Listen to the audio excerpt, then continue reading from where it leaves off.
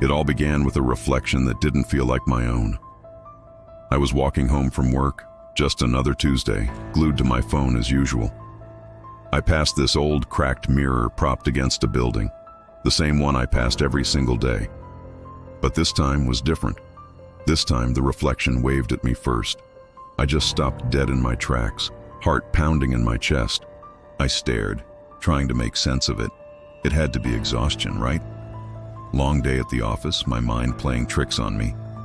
I brushed it off and kept walking, trying to forget about it. That is, until I saw him again. He was standing right across the street. Same dark coat, same worn-out shoes, same face, my face. He just stood there, smiling this unnerving smile, like he knew a secret I didn't, like he knew me.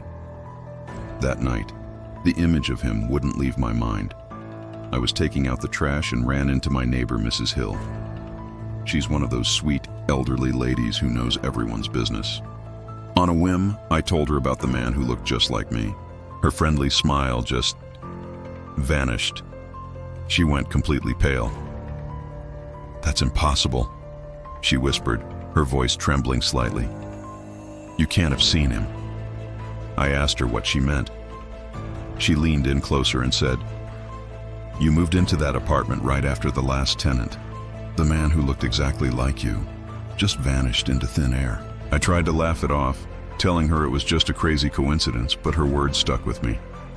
When I got back inside my apartment, the air felt heavy, cold. I locked the door, but it didn't feel safe.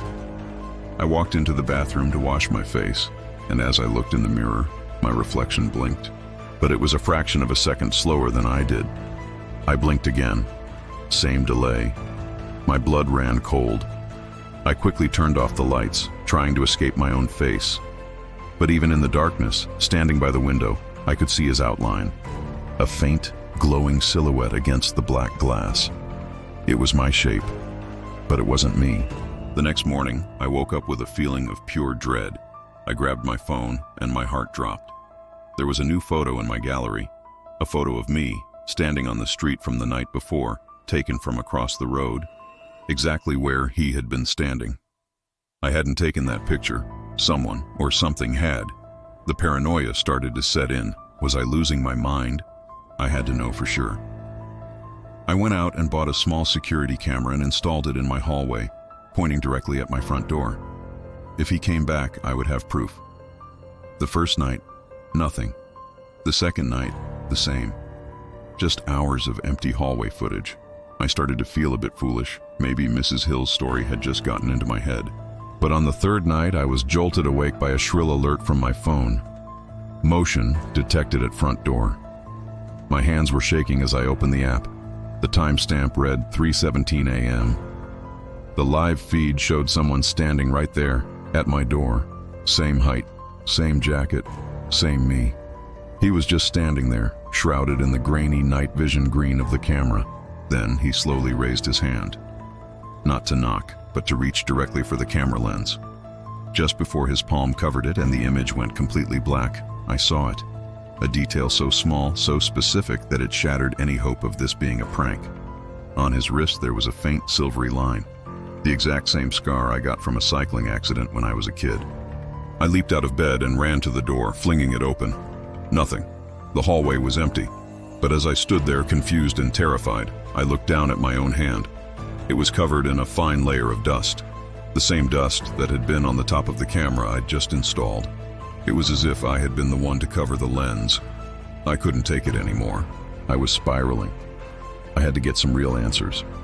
The next morning, I called my landlord, my voice shaking so much I could barely get the words out. I told him everything. The man across the street, the reflection, the camera footage. I expected him to tell me I was crazy, to threaten eviction. But instead, there was just this long, heavy silence on the other end of the line. Finally, he spoke, his voice low and serious. And what he said is something I will never, ever forget. He said, "You're not the first tenant who's called about seeing himself." A few hours later, an email from him arrived. Attached was an old digital file.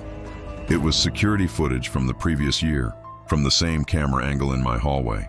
The footage showed a man, identical to me in every single way, standing at my front door. He was knocking, patiently. Then he'd stop, look up at the peephole, and smile that same chilling smile. He was waiting for someone.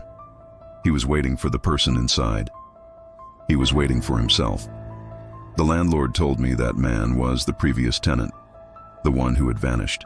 Last night I decided I wouldn't sleep. I turned off all the lights, sat in the dark, and just waited. I stared at the front door, my heart a frantic drum against my ribs. And then, it happened. At exactly 3:17 a.m., I heard it. A soft, deliberate knock.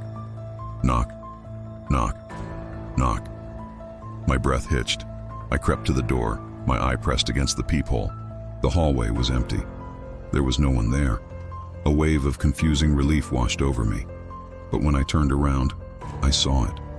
My own shadow, cast on the wall by the streetlight outside. But it wasn't mimicking my movements. It was facing me. And it was smiling. Now I hear that knock every single night at 3:17. I don't check the peephole anymore. I don't need to. Because sometimes when I get the courage to go to the door, it's already open.